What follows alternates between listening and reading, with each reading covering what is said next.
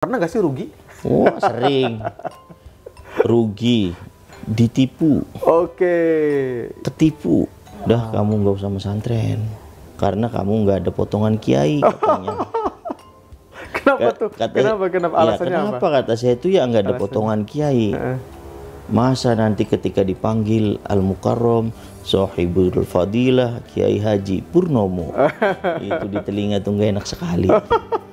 Ya, ketika kita sudah saatnya memang manggung naik, ya otomatis kita akan manggung sendiri gitu. Jadi tidak ada sokongan dari bapak maupun dari paman gitu. Kode keras sih. Punya hutang minus 900 jutaan hampir 1 miliar. 900 juta? Iya, saat itu langsung sama Danis kan. Saya doakan semoga kamu secepatnya ketipu. Gitu. Akulah para pencarimu ya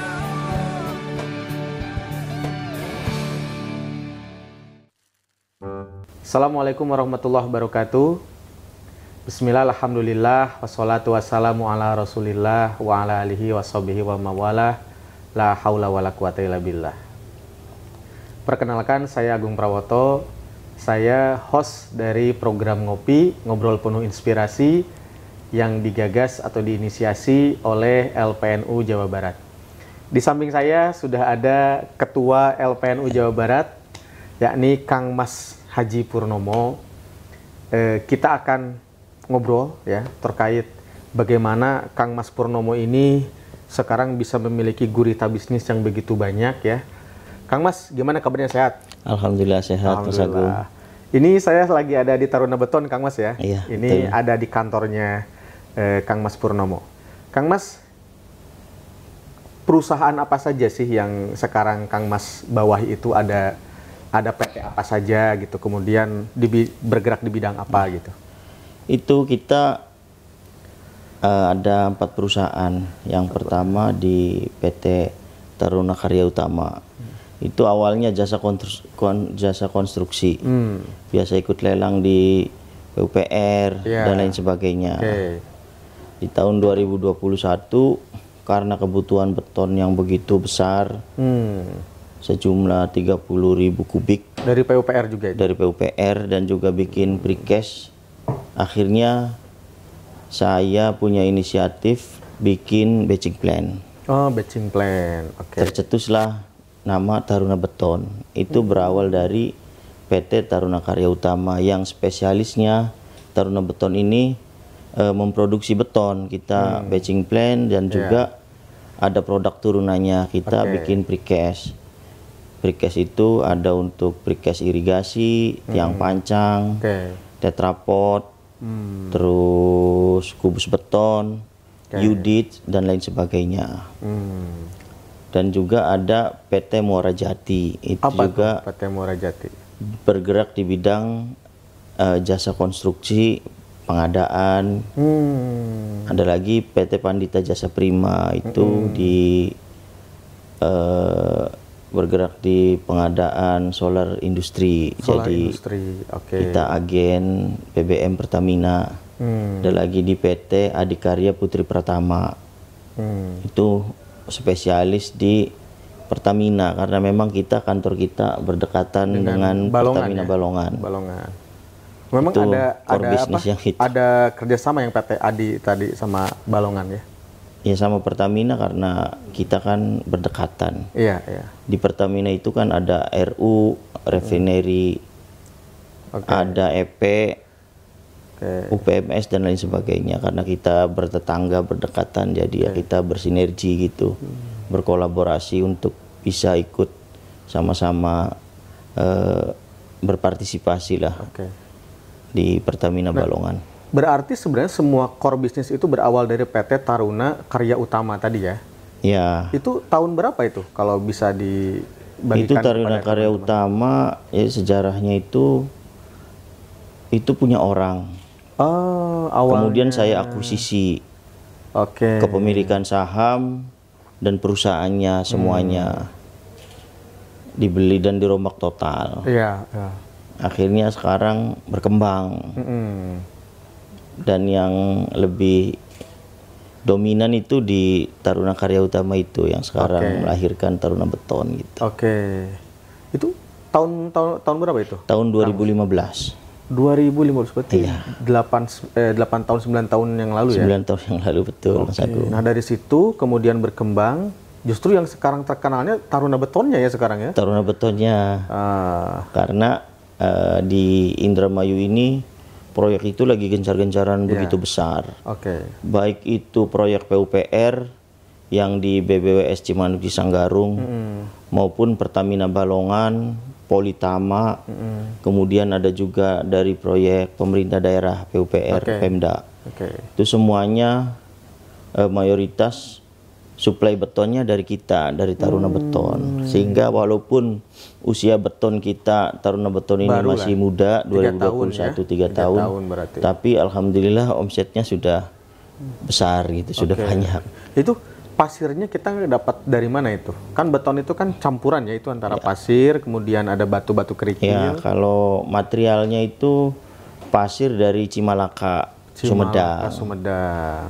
Kalau splitnya itu ada yang dari Palimanan, kemudian juga ada yang dari Marongge, Sumedang juga Sumedang di juga. situ. Kita harus pandai-pandai membaca peluang karena saat pendirian batching plan itu di tahun 2021 yang mana COVID. lagi marak-maraknya COVID itu. Iya. Semua hampir tutup, alhamdulillah kita bisa bertahan bahkan melompat lebih jauh gitu. Oke. Di tengah COVID yang begitu dahsyatnya. Nah, itu suatu hal yang luar biasa ya teman-teman ya. Jadi 2021 tuh orang sedang merangkak mau naik Ya, karena dihajar COVID tahun 2020 ya. Iya, Tapi Pak Ketua bisa langsung ekspansi seperti itu selain yang melatar belakangi karena ada pesanan tadi 30 ribu kubik. ribu kubik, itu apa itu yang bisa melatar belakangi itu kok bisa kepikiran itu gitu? Ya, karena kita kalau sebagai pengusaha itu harus pandai memanfaatkan, membaca peluang gitu, membaca tantangan. Iya. Ketika COVID harus jadi peluang. Peluang apa untuk menghasilkan pundi-pundi rupiah. Oke. Dan juga kalau di dunia usaha itu yang bermain itu feeling. Feeling bisnis itu harus Insting kuat. ya? Insting. Insting ya. Insting atau feeling bisnis. Iya. Seberapapun analisa seseorang sangat matang, Iya. tapi ketika insting atau feeling bisnisnya itu Nggak jalan? tidak match, itu bisnis itu nggak akan jalan. Oh. Dan saat oke, itu oke.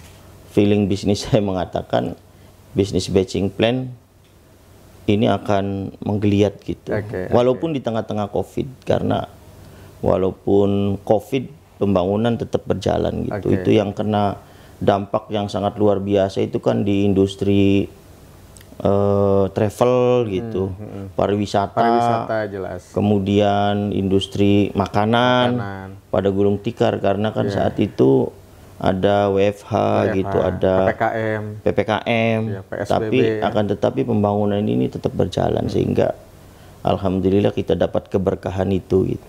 Nah, untuk beton sendiri itu pengiriman apakah bisa jauh atau ada durasi pengiriman maksimal harus berapa puluh kilometer Nah, gitu? kalau itu maksimal pengiriman beton itu di 40 kilo.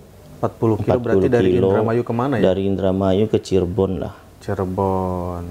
Kalau ke sana Karena ketika ke Subang ini nggak nyampe nggak? ke Subang terlalu jauh. Terlalu jauh ya. Karena ketika jaraknya ini, jarak tempuhnya ditempuh lebih dari 2 jam itu akan mengurangi kualitas beton itu sendiri.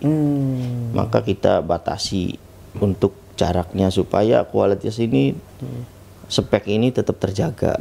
Apakah di Indramayu sendiri sebelum ini sudah ada orang yang terjun di dunia perbetonan ini? Sudah banyak. Di Indramayu sendiri tercatat ada 18 batching plan.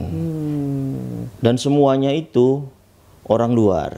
Dari Bandung, dari Jakarta, kemudian ada yang dari Palembang. Saya kira orang satu-satunya yang pengusaha lokal Indramayu itu saya. Oh, oke. Jadi ya sebenarnya walaupun kita orang lokal akan tetapi harus berpikir global gitu, Betul, sehingga kita bisa bersaing di dunia usaha.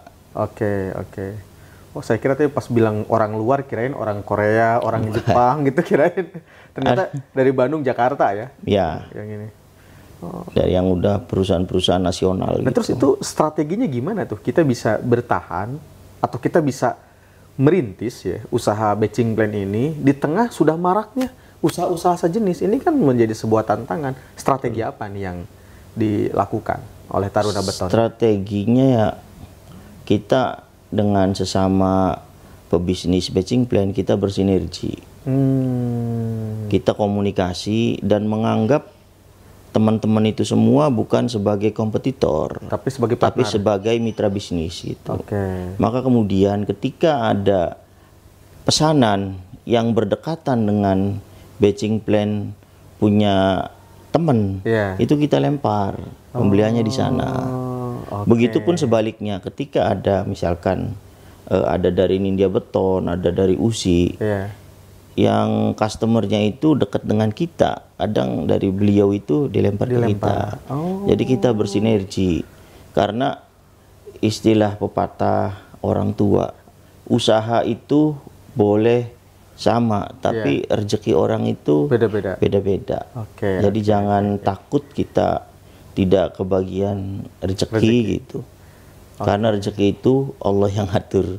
Oke, oke, oke. Jadi kita normal aja berjalan gitu, jangan takut kalah saing atau seperti apa. Oke. Jadikan semua yang satu jenis usaha kita ini sebagai mitra, bukan sebagai kompetitor atau Oke, sebagai oke. pesaing. Nah, terus tadi saya dengar-dengar juga sebelum ini kita ngobrol, Kang Mas ini sudah mulai juga merambah ke konstruksi bangunan ya sekarang ya. Ya, Nah itu apa? Apakah sudah ada yang dijalankan atau sedang dijalankan atau baru mulai ini? ini ketika bulan Desember itu 2023. Oh baru ya, Alhamdulillah baru sudah kontrak dengan RNI, Raja Wali Nusantara Indonesia itu BUMN, Ah, untuk membuat kantor dan gudang RNI cabang Cirebon.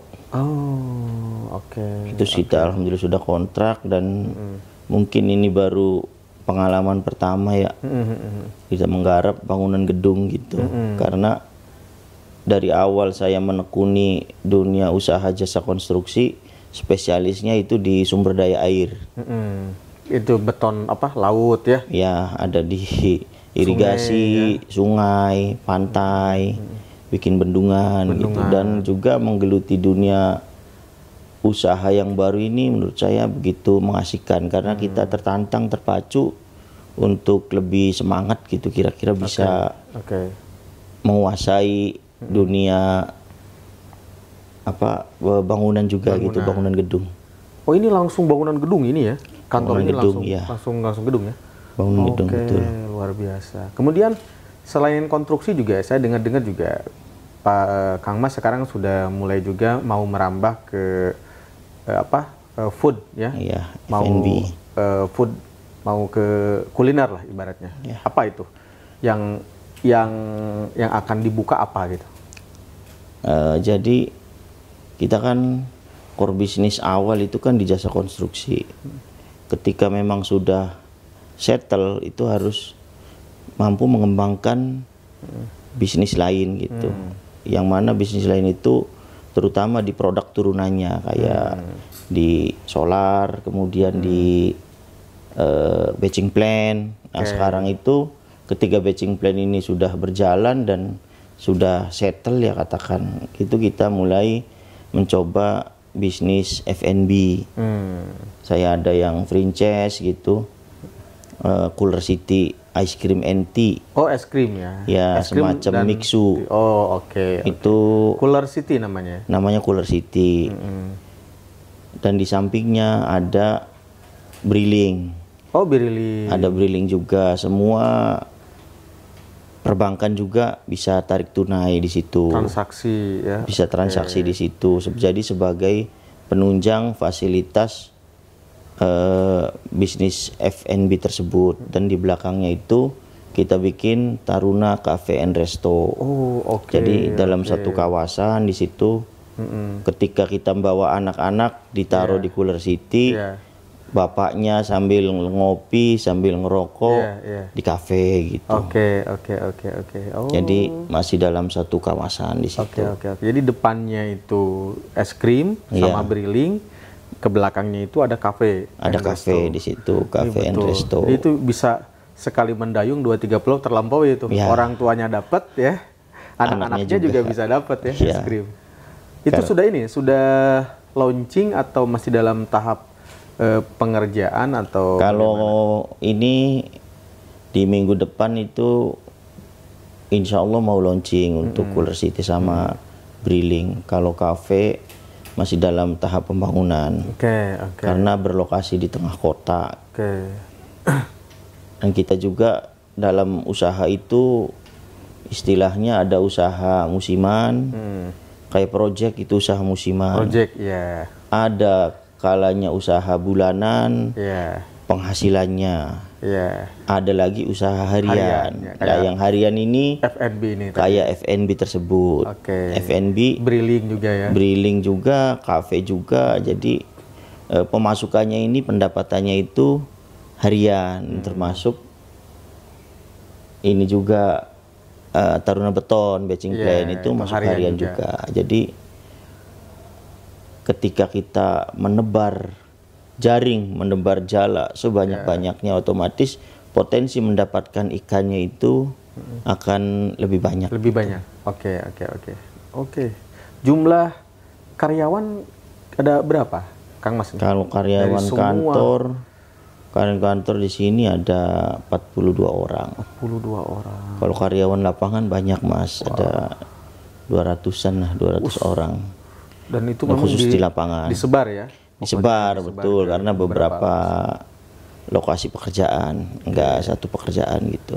Wih, mantap luar biasa. Nah, apa sih yang melatar belakangi ini Kang Mas ini? Kan kalau saya lihat di CV-nya ya ini, jadi Kang Mas Purnomo ini ternyata lulusan dari kampus jurusan ilmu politik ya. Iya. Ilmu politik, kemudian terjun ke bisnis konstruksi. Ini kan suatu hal yang sangat jomplang sekali gitu kan. Ya. Nah, ini apakah dulu ketika kecil ada hikayat atau ada sejarah orang tua, apakah dulu juga konstruksi atau bagaimana?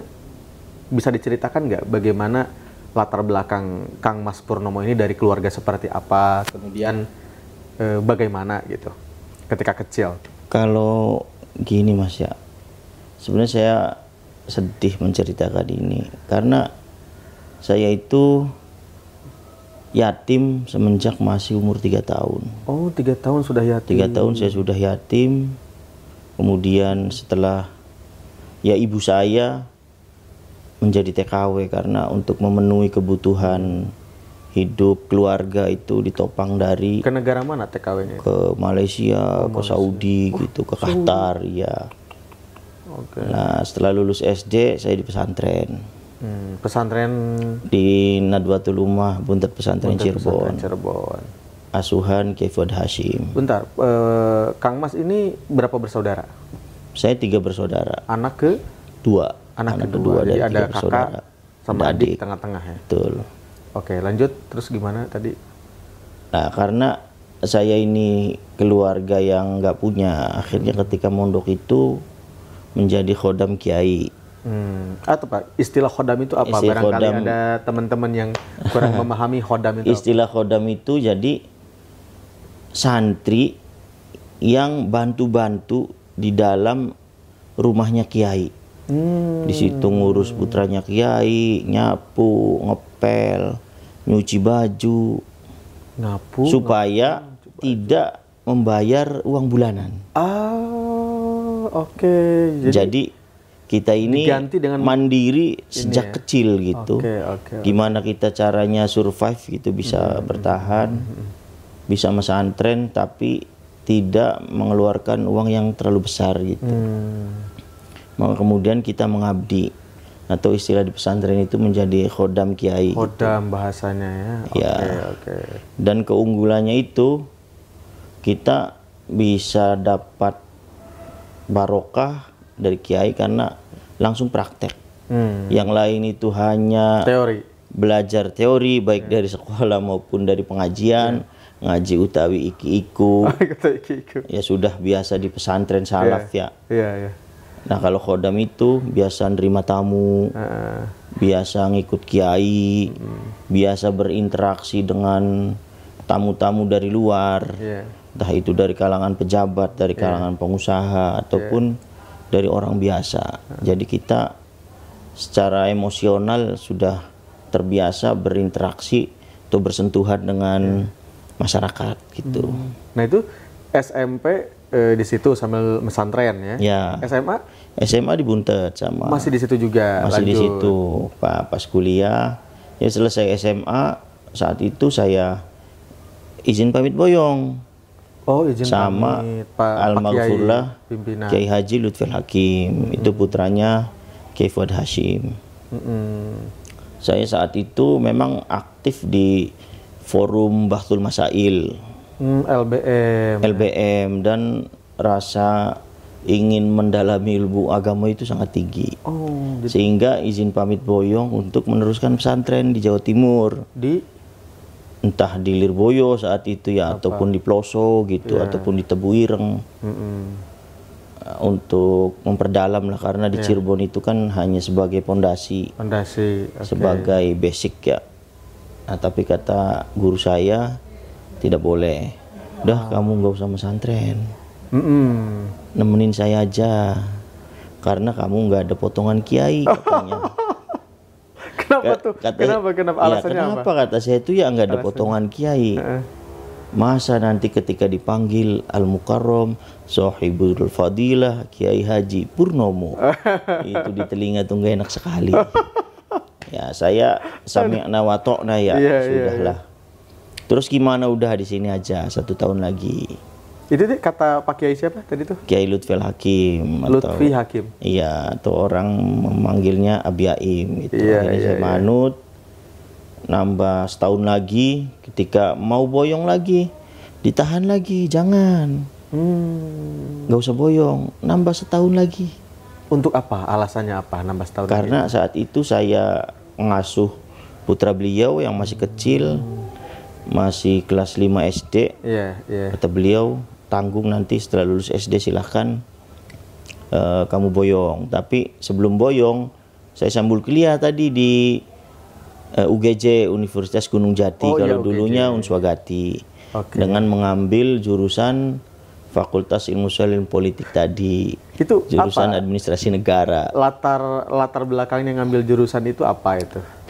Latar belakangnya karena di saat SMA, di samping saya memang jurusannya IPS waktu itu ya, IP 3, IPS 4. Saya aktif suka diskusi dulunya, pelajaran antropologi, ada tata negara waktu itu, sosiologi. Jadi memang saya sangat suka sekali untuk tertarik di politik gitu ya, di pelajaran-pelajaran sosial gitu. Karena laboratorium orang sosial itu masyarakat. Jadi luas, enggak laboratorium IPA hanya satu ruangan gitu. Laboratorium bahasa ya paling komputer dan sebagainya. Kalau orang sosial itu luas sosial gitu ya. Dunia dan seisinya itulah laboratorium kita.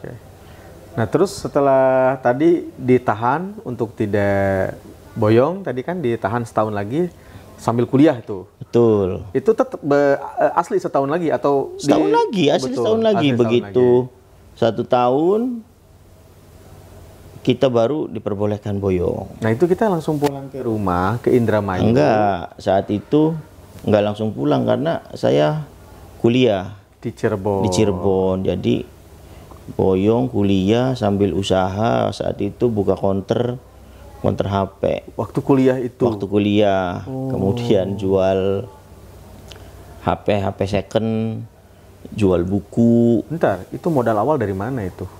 Itu modal awal ya, saya nggak punya modal ya, modal kepercayaan aja. Kita kerjasama dengan saudara, dengan teman gitu. Ada yang modalin, saya presentasikan, ini saya bisnis seperti ini, dengan modal sekian gitu bisa dapat keuntungan sekian. Oke.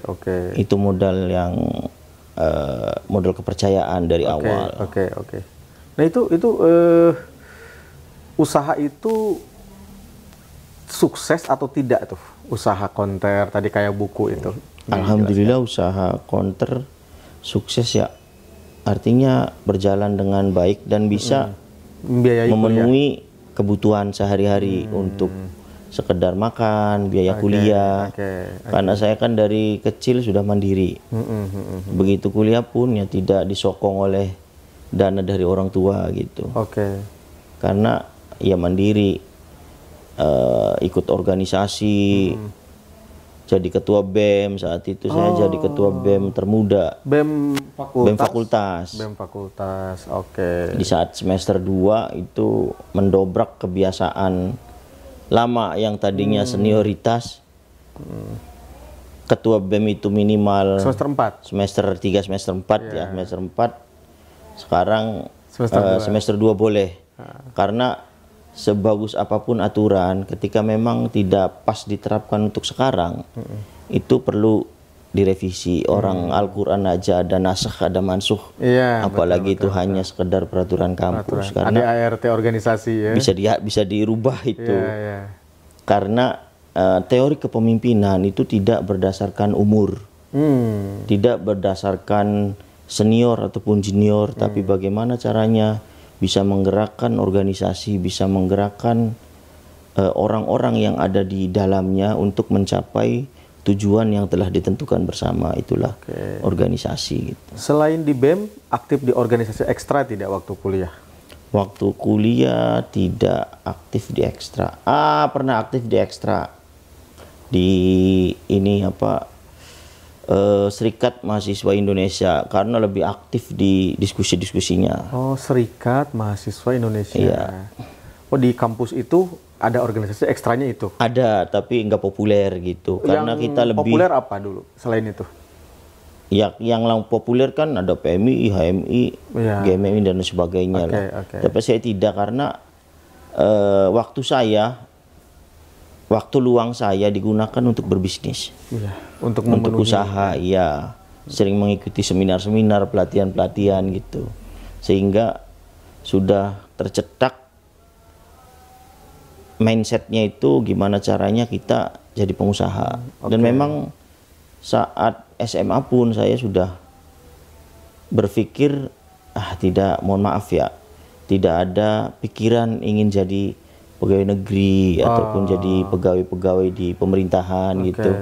Saya pengen wira swasta, karena dari segi waktu kita tidak terkungkung oleh waktu, tidak diatur oleh aturan-aturan gitu. Kita bisa leluasa memanage waktu. Maka kemudian yang paling efektif adalah berbisnis. Emang dulu ketika kuliah sambil bisnis itu, kalau boleh tahu, berapa sih omsetnya ketika itu dulu, pada masa itu omsetnya berapa sih jualan pulsa itu?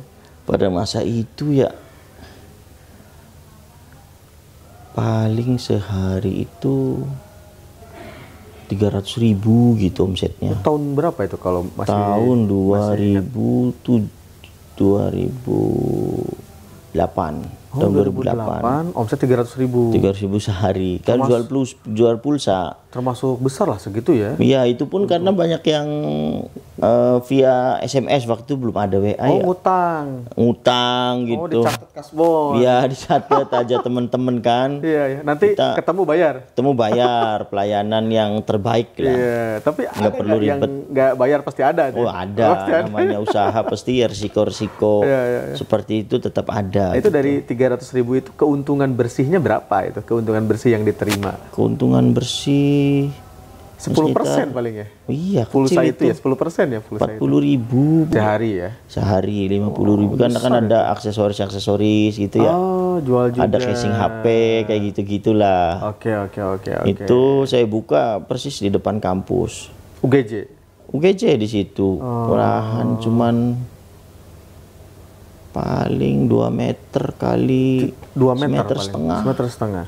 Ngontrak berapa itu per bulan kita di situ? Kita enggak, itu kan manfaatkan tanah PU ya, ada spasi dikit tuh.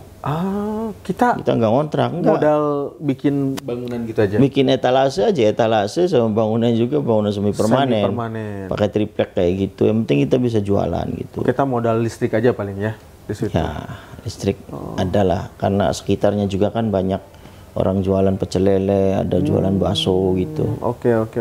Nah, terus tadi selain jual pulsa itu ketika kuliah itu jual apa? Buku tadi apa lagi tadi?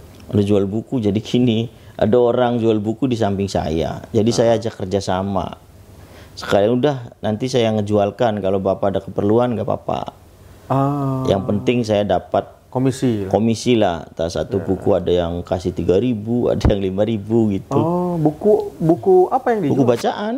Buku bacaan. Buku bacaan, mata kuliah, kemudian ada buku-buku bacaan umum gitu. Berarti ini dia kedai toko gitu atau Bukan kios? toko, buka lapak aja. Lapak juga sama kios juga berarti. Iya, lapak nggak pakai kios dia. Pakai meja. Pakai meja aja. Taruh buku gitu ya, layaknya di kampus-kampus seperti itu kan. Luar biasa. Jadi sekalian saya yang nungguin gitu. Jadi kalau laku ada yang beli, ya saya yang ituin. Harganya kan sudah tertera di situ. Iya. Tinggal Kemudian komisi aja. kasih komisi aja 3.000, ada yang 5.000 per buku. Yang penting kita dapat masukan gitu. Nah, ketika lulus itu posisi biaya sendiri itu kan.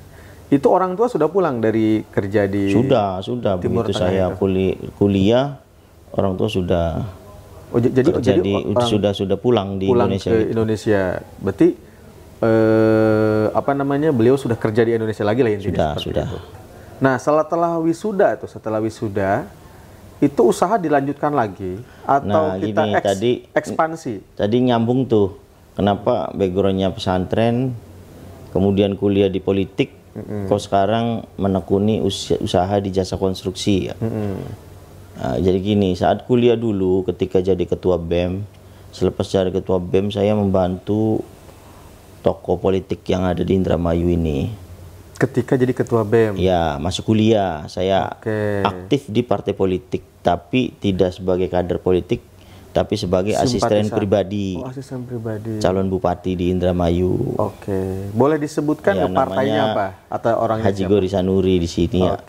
Saat itu koalisi antara Hanura dengan PD Perjuangan. Beliau ini dari partai PD Perjuangan? Dari Hanura. Dari Hanura. Koalisi dengan PD Perjuangan. Asisten pribadinya saya. Jadi yang menjadwalkan ketemuan dengan si A, dengan si B, yang mengawal kemanapun, yang ikut jadi tim think tank lah untuk mendiskusikan strategi apa yang digunakan. Jadi saat kuliah juga teorinya di kampus, prakteknya langsung di lapangan dengan tokoh-tokoh politik yang ada di Indramayu. Saat itu berarti saya umur 23 tahun itu sudah berinteraksi dengan tokoh-tokoh politik, lobi-lobi ke Jakarta gitu, walaupun saat itu hanya jadi asistennya. Jadi sudah terbiasa di politik nih. Lobby-lobby sudah jago berarti. Sudah biasa interaksi kan dari mulai embrionya sih dari pesantren ya, karena ikut kiai gitu. Menerima tamu, menerima banyak orang gitu. Jadi kan cara komunikasi yang sopan, yang baik itu seperti apa. Itu kan kita diajari ya. Di samping itu kan bekal di organisasi ketua BEM kan gimana caranya mengkoordinir bawahan-bawahan kan struktural, ada sekretaris, bendahara, kemudian ada seksi.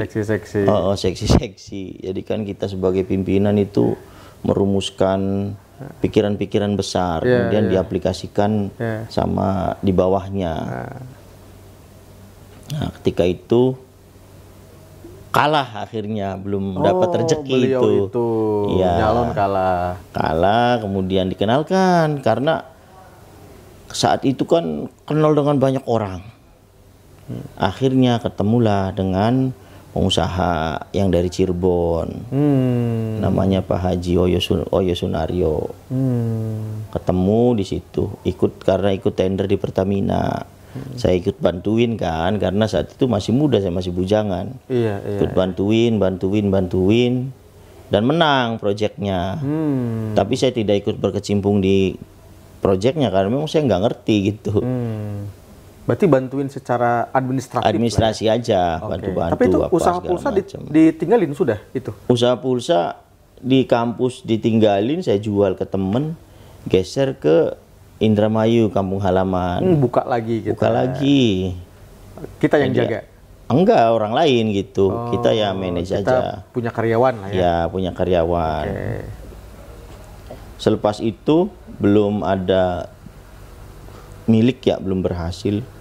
Kemudian tadi ketemu dengan pengusaha, nah akhirnya nyambung di usaha.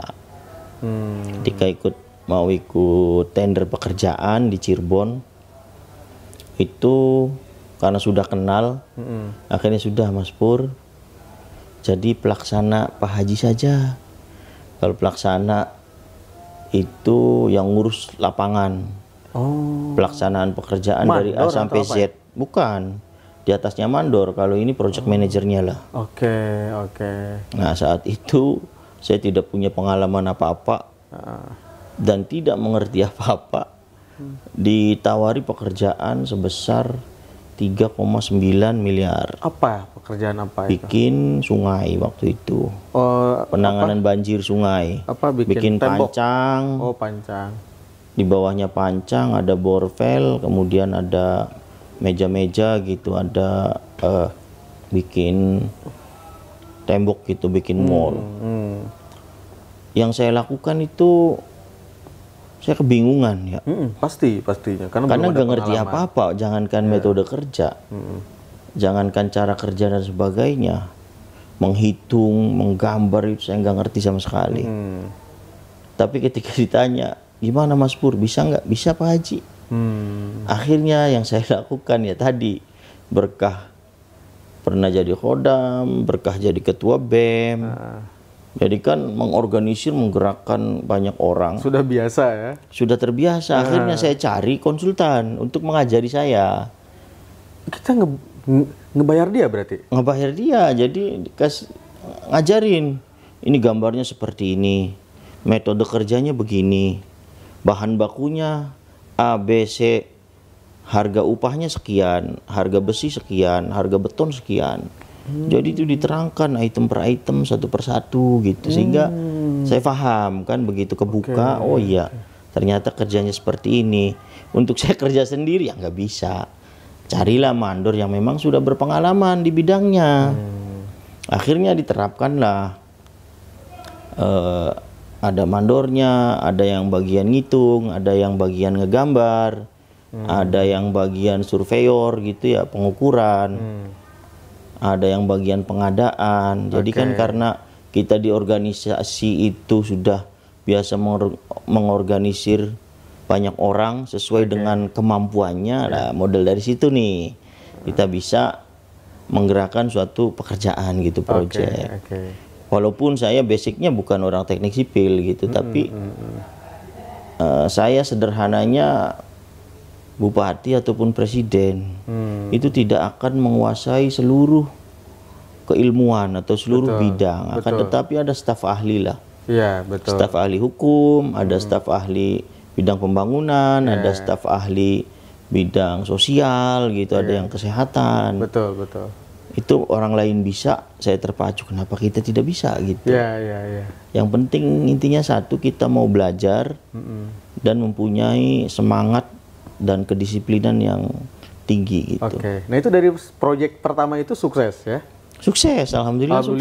Sukses. Terus kemudian dari situ terus mulailah berkembang lagi dengan Pak Haji itu. Dengan Pak Haji itu sampai sekarang. Oh, alhamdulillah. Walaupun saya sudah mandiri, tetap aja.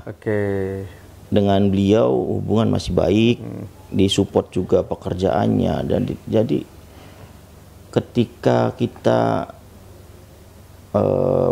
punya cita-cita, punya angan-angan, saya saat itu tidak punya pekerjaan ya, belum punya pekerjaan kan, dikasih pekerjaan, tetapi saya juga berdoa kepada sang pemilik alam semesta, Pada Allah. pada Allah Subhanahu wa taala. Kira-kira dikasih kerjaan juga dikasih modalnya. Oh, Kemudian sama si bos ini kerjaan dikasih, modal dikasih.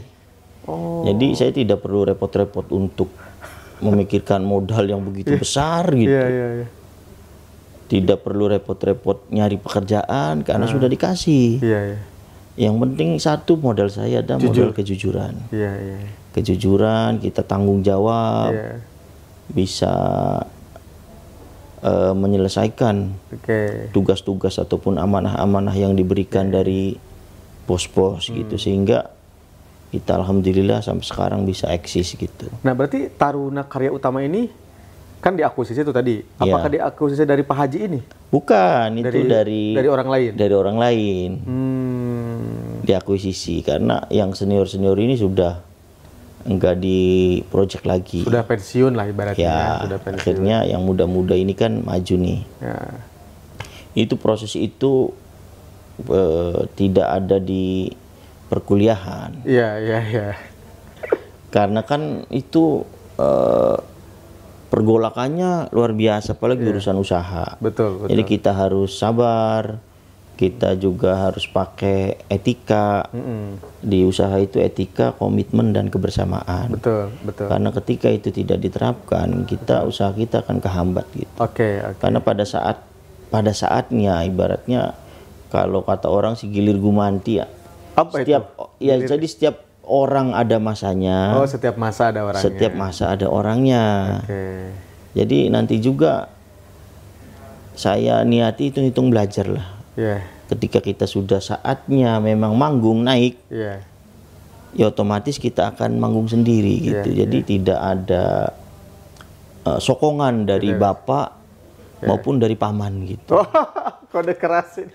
Kode keras ini. Jadi memang saya mandiri, menapaki tangga itu Sendiri ya.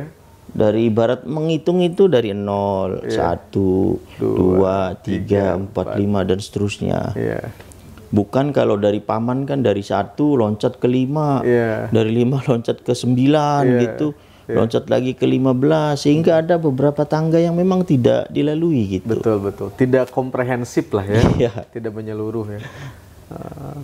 Kita tidak bisa minta dari rahim siapa kita dilahirkan. Betul betul. Akan tetapi semua orang punya kesempatan yang sama untuk meraih kesuksesan.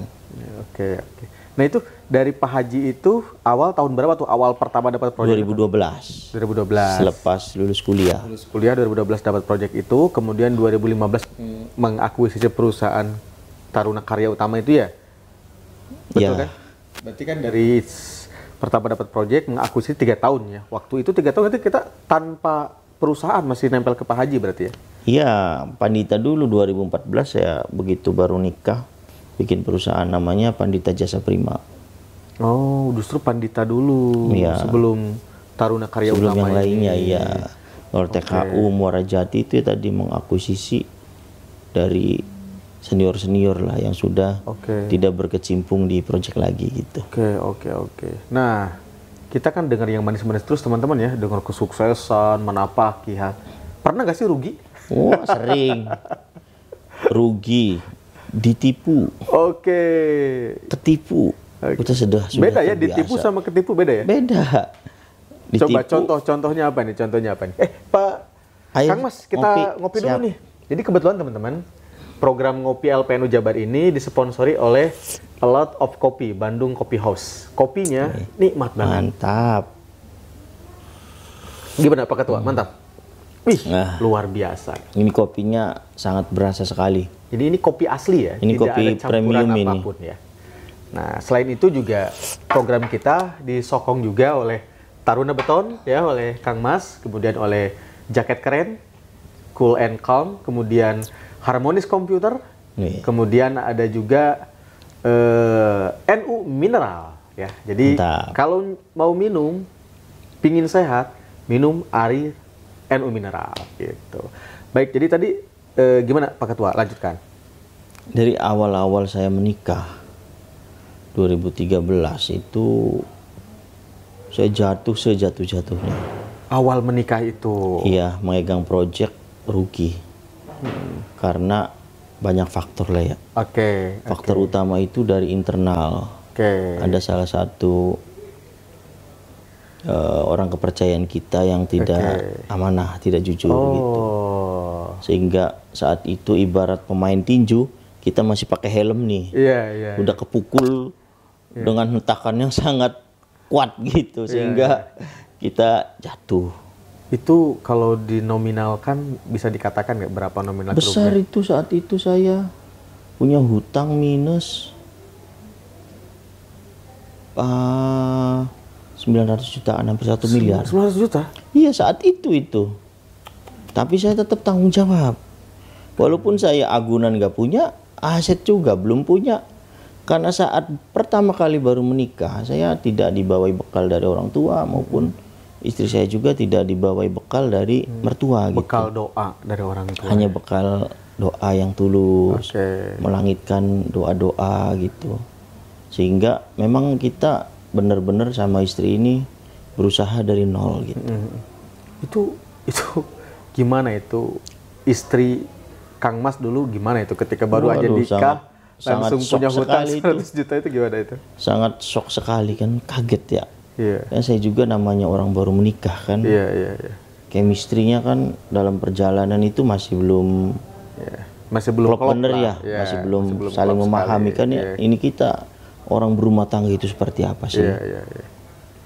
Akhirnya kita tata bersama. Hmm. Hutang-hutang itu walaupun banyak tapi kita tanggung jawab. Kita Oke. selesaikan sedikit demi sedikit, satu persatu diberesi gitu. Oke, oke. Sehingga ya pada akhirnya kita alhamdulillah selesai gitu. Itu jarak berapa tahun itu bisa selesai itu? Itu bisa selesai 900 itu juta itu.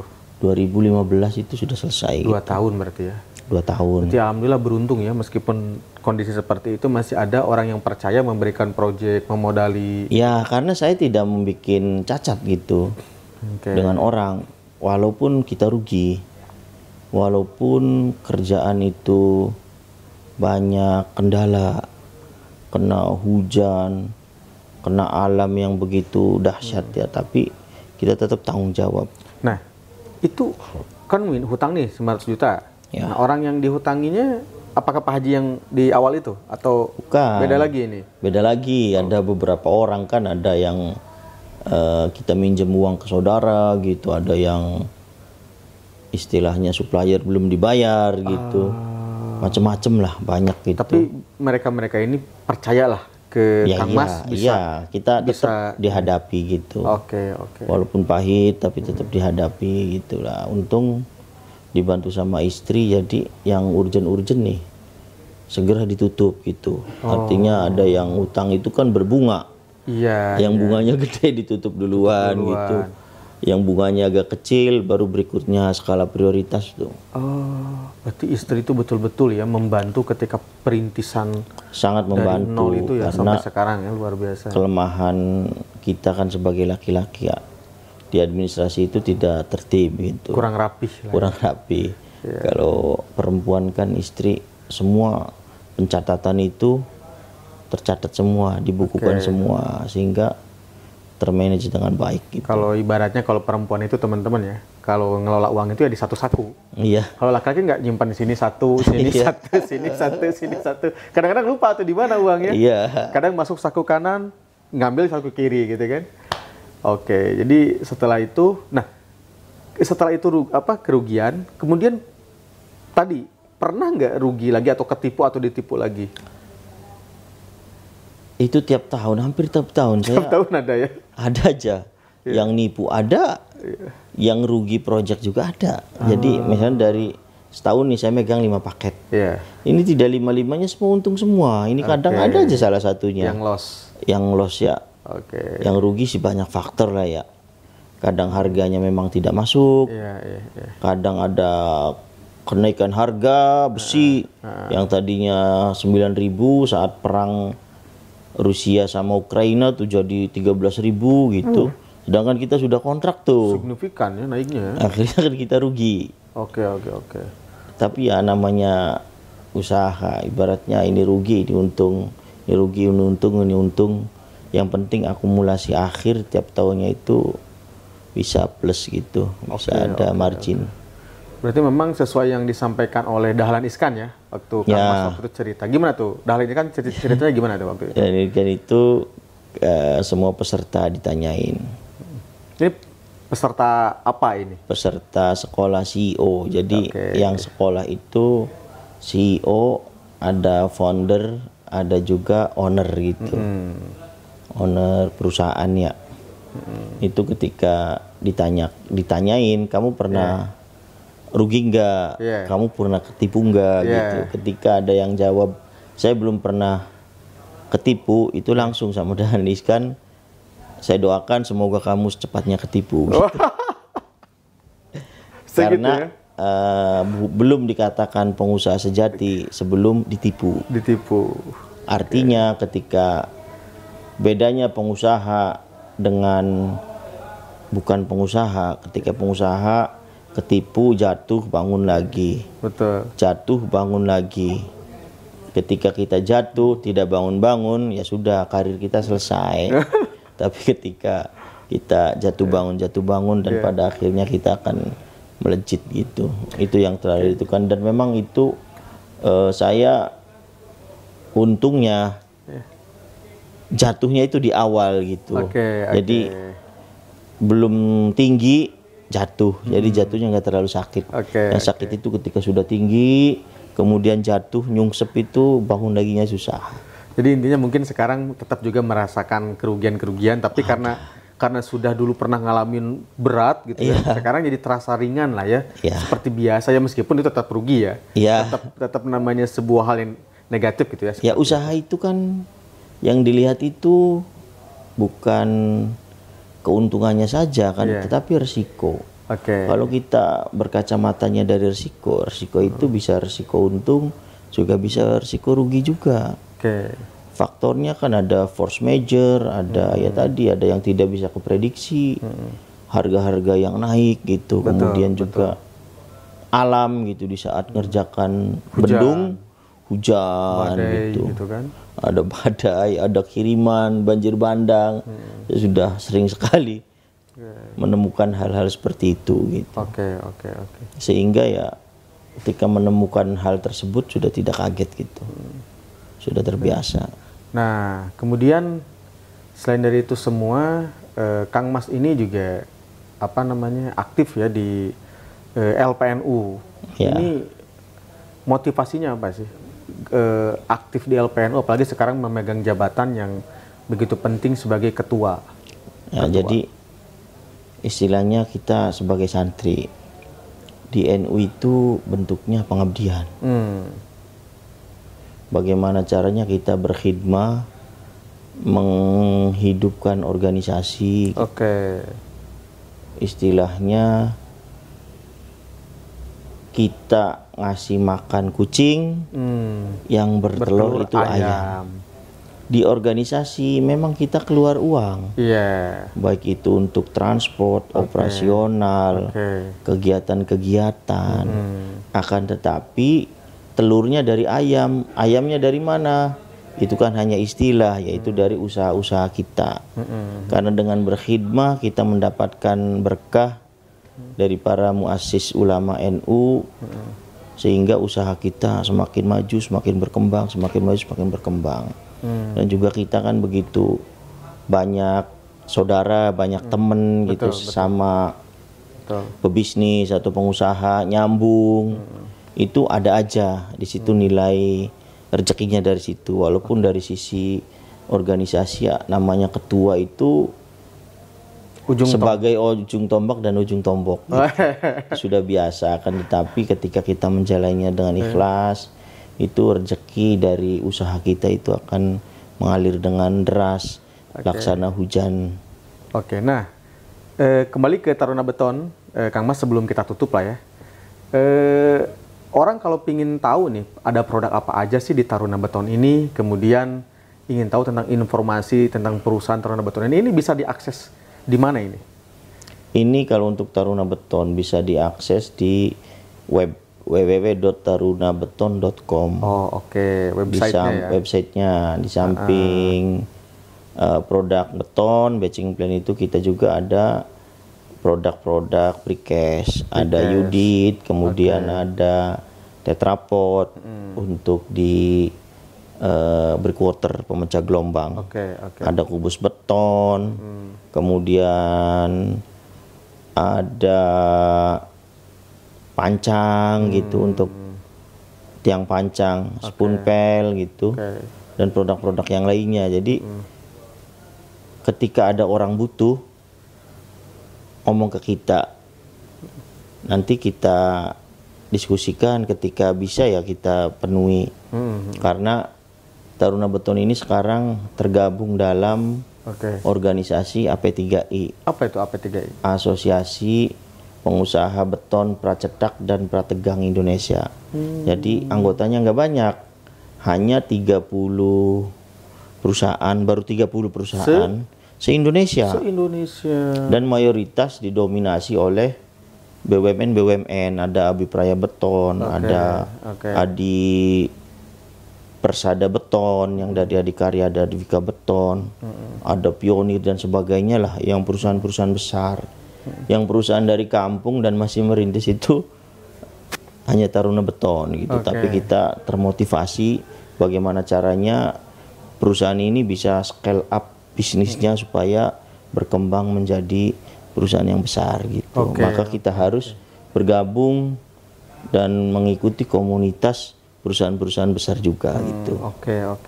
Berarti intinya Taruna Beton ini memang selain dari fokus di usaha juga memang di organisasi juga terus menjalin silaturahmi ya, menjalin terus kita ngikut di Kadin ikut, kemudian di HIPMI ngikut gitu. Kita namanya kalau nggak berorganisasi, kita siapa yang tahu ya, nggak ada yang kenal siapa gitu. Ketika organisasi kan kita mengembangkan konektivitas dan jaringan gitu.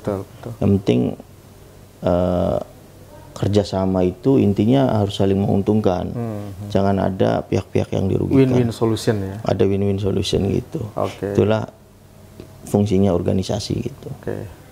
Baik, berarti teman-teman luar biasa ya. Ini perjalanan hidup dari sang raja beton Indonesia ya, dari Kang Mas Purnomo. Tadi apabila teman-teman ingin mengetahui produk-produk apa saja yang ada di Taruna Beton ini atau di Taruna Karya Utama ini, bisa mengakses website www.tarunabeton.com ataupun Instagram ada ya? Instagram ada, dan juga channel YouTube juga ada. Ya. Jadi nanti teman-teman bisa melihat proyek-proyek yang telah dilakukan oleh Taruna Beton juga di channel YouTube ada, nanti akan di-upload ya.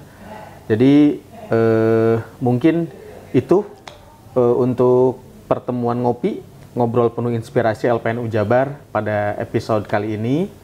Mudah-mudahan banyak manfaat, banyak ibroh yang bisa diambil oleh kita semua sebagai pengusaha-pengusaha baru. Ya, saya doakan Kang Mas lancar terus usahanya, Kang Mas, sehat selalu ya, dan terus bisa memberikan kontribusi nyata bagi LPNU Jawa Barat. Baik teman-teman, mungkin ini akhir dari acara kita di Ngobrol Penuh Inspirasi LPNU Jawa Barat, yang mana program ini disponsori oleh A Lot of Coffee, Bandung Coffee House, kemudian oleh Taruna Beton, jaket keren, Harmonis Komputer, dan Nu Mineral. Kita jumpa lagi di video ngopi selanjutnya. Walafu minkum, wallahul muwafiq ila aqwamit thoriq. Wassalamualaikum warahmatullahi wabarakatuh. Waalaikumsalam. Luar biasa. Alhamdulillah.